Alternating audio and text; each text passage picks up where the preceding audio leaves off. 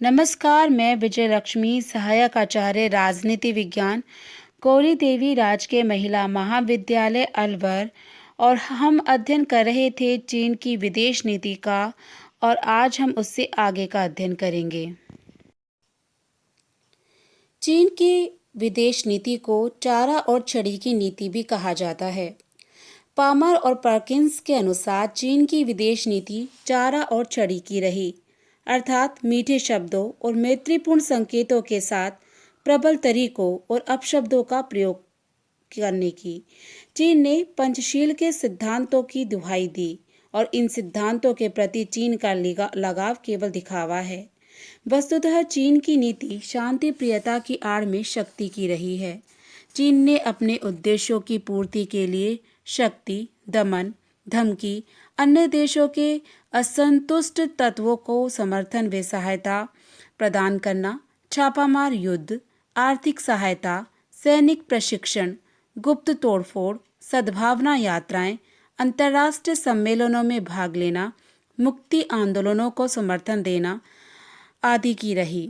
चीन की यह नीति माओ द्वारा 1938 में कहे गए इन शब्दों से स्पष्ट हो जाती है कि राजनीतिक शक्ति बंदूक की नली से उत्पन्न होती है।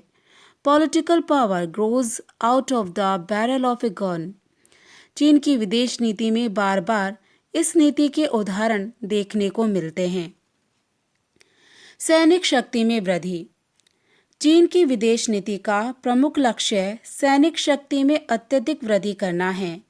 इसके पास लाखों की संख्या में प्रशिक्षित स्थायी सेना है तथा हजारों की संख्या में आधुनिक और नवीन ढंग के वायुयान हैं।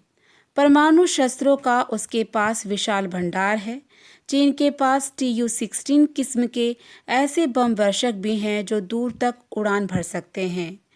शांति की दुहाई देने वाला चीन अपने को विश्व की महानतम सैनिक शक्ति बनाने के लिए निरंतर प्रयत्नशील है। उसके पश्चिमी शक्तियों, विशेषकर ब्रिटेन से टेक्नोलॉजी संबंधी समझौते किए हैं। फ्रांस से टैंक विध्वंसक हॉट किस्म के मिसाइल्स खरीदी। दिसंबर 1996 में उसने रूस से सॉवरियन डिस्ट्रॉयर जैसे लड़ाकू जहाज़ों के सौदे भी किए। एक परमाणु शक्ति होने के अलावा वो निरंतर रासायनिक एवं जैविक हथियारों से संबंधित रिसर्च भी करता रहा है। कोविड-19 कहा जाता है कि उसी रिसर्च का एक दुष्परिणाम था।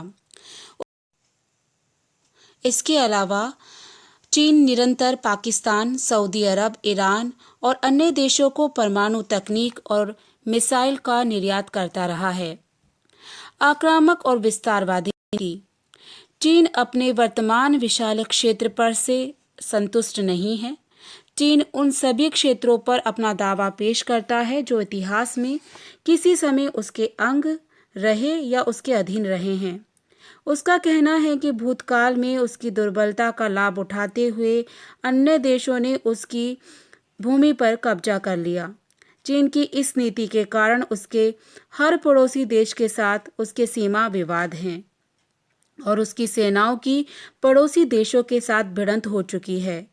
उदाहरण के लिए उसने 1962 में भारत की उत्तर पूर्वी और उत्तर पश्चिमी सीमाओं पर आक्रमण करके भारत की हजारों वर्ग मील भूमि पर कब्जा कर लिया।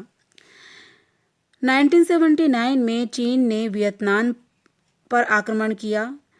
इसके अलावा उसरी नदी की घाटी में रूसी चीनी सेनाओं में भिड़ंत 1969 और 1978 में हो चुकी है। फिलीपींस की सुबिक खाड़ी पर उसने अपना एकाधिकार प्राप्त करना चाहा। इसके अलावा चीन समुद्र पर अपना एकाधिकार मानता है। दक्षिण चीन समुद्र में मई 1995 में एक विवादास्पद समुद्री चट्टान को स्पार्टली आइसलैंड का हिस्सा है कहकर उस पर कब्जा कर लिया। पूर्वी चीनी समुद्र में सेनकाकू द्वीपों पर चीन की नज़र है।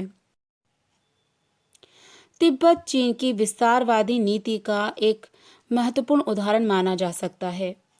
इन सभी उदाहरणों से स्पष्ट है कि चीन की विदेश नीति का स्थायी तत्व विस्तारवादी नीति को जारी रखना है। प्रवासी चीनियों के हितों की रक्षा। जहाँ कहीं चीनी है वहाँ चीन है के आधार पर प्रवासी चीनियों के हितों की रक्षा करना चीन अपना अधिकार और कर्तव्य समझता है। दक्षिण पूर्वी एशिया के देशों में लगभग 1,25,00,000 चीनी रहते हैं, जिनका वहाँ की अर्थव्यवस्था पर पर्याप्त प्रभुत्व है और जिनकी निष्ठा अपने देश के बजाय चीन के प्रति है। इन देशों में रहने के बाद भी इन्होंने अपनी पृथक जातीय, वंशीय और सांस्कृतिक पहचान को बनाए रखा। चीन प्रवासी चीनियों के हितों की रक्षा के बहाने Burma, Thailand, Indonesia, Malaysia, Philippines आदि देशों के आंतरिक मामलों में हस्तक्षेप करता रहा है, जिससे इन देशों के साथ चीन के संबंध तनावपूर्ण रहते हैं। इन देशों में चीनी समुदायों की विद्रोही कार्रवाइयाँ प्राय चीन के इशारे और सहायता पर होती है।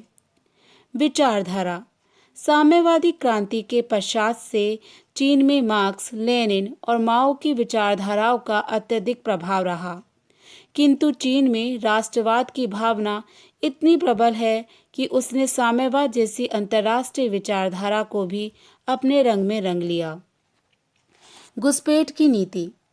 एशियाई देशों के अलावा चीन समय समय पर अफ्रीका, यूरोप, लैटिन अमेरिकी देशों में कई तरह की घुसपैठ के प्रयास करता रहा। अफ्रीका के कुछ देशों में चीनियों के साथ में खासा व्यापार है। कैरिबियाई द्वीप के देशों में चीनी फैले हुए हैं। जाम्बिया और तंजानिया में तांजाम रेलवे के निर्माण के समय चीनियों की घुसपैठ हुई। यद्यपि वहां रेलवे का निर्माण कार्य समाप्त हो गया, लेकिन चीनी वहां अभी बने हुए हैं। सोवियत संघ के साथ अनबन हुई तो अब अल्बानिया से अनबन हो गई, क्योंकि वहां चीन ने आक्रामक स्थिति पैदा कर दी। अपने बारे में दूसरों के मन में अनिश्चय की भावना पैदा करना चीन की महत्वपूर्ण सामरिक नीति का प्राचीन सिद्धांत है। गोपनीयता के साथ साथ यह भी जरूरी है कि अपने कार्यकलापों और वक्तव्यों से भ्रांति पैदा करके दुश्मन के आकलन को प्रभावित किया जाए। माओ ने इस तकनीक का भरपूर इस्तेमाल किया, न सिर्फ हथियार बनाने के सिलसिले में, बल्कि कोमिंतांग सरकार और बाद में वियतनाम, अमेरिका के साथ युद्ध के दौरान भी इस नीति का इस्तेमाल किया गया। इन लंबे युद्धों के दौरान माओ कभी कभी ये आभास देते हैं कि वे हार रहे हैं और कभी यह कि वो समझौता करना चाहते हैं, और इस तरह दुश्मन को ये अनुमान लगाने का मौका ही नहीं दिया जाता कि दरअसल चीन करना क्या चाहता है। चीन की विदेश नीति भू राजनीतिक स्थिति और ऐतिहासिक परंपरा के साथ साथ विदेश नीति नियोजन और उसके संचालन पर सर्वोच्च नेता के व्यक्तित्व की गहरी छाप पड़ती रही है। माओ, हुआ, शी लिन, देंग जियांग और वर्तमान में शी जिनपिंग जैसे सर्वोच्च नेताओं के विचार से ही समय समय पर उसकी विदेश नीति प्रभावित रही। चीन की विदेश नीति अपने लक्ष्यों की प्राप्ति के लिए सैन्यवाद के साथ साथ दृढ़ कूटनीति और न्याय प्रचार पर निर्भर रही। चीन की विदेश नीति में नियमित रूप से परिवर्तन होते रहे हैं। कठोरता से लचीलापन, लचीलेपन से पूर्वी हवा से तृतीय शक्ति, तृतीय विश्व शक्ति से संभावित महाशक्ति से तीसरे विश्व की शक्ति, शांतिपूर्ण सह अस्तित्व से आक्रामक नीति और आक्रामक नीति के साथ साथ शांतिपूर्ण सह अस्तित्व की बात आदि सभी परिवर्तन चीन की विदेश नीति की विशेषता रही है। आंतरिक परिस्थितियों में परिवर्तन, आंतरिक नेतृत्व के लिए संघर्ष, नेतृत्व में परिवर्तन और अब अंतर्राष्ट्रीय वातावरण में परिवर्तन चीन की विदेश नीति के प्रमुख निर्धारक रहे हैं। आज के वीडियो में इतना ही। धन्यवाद।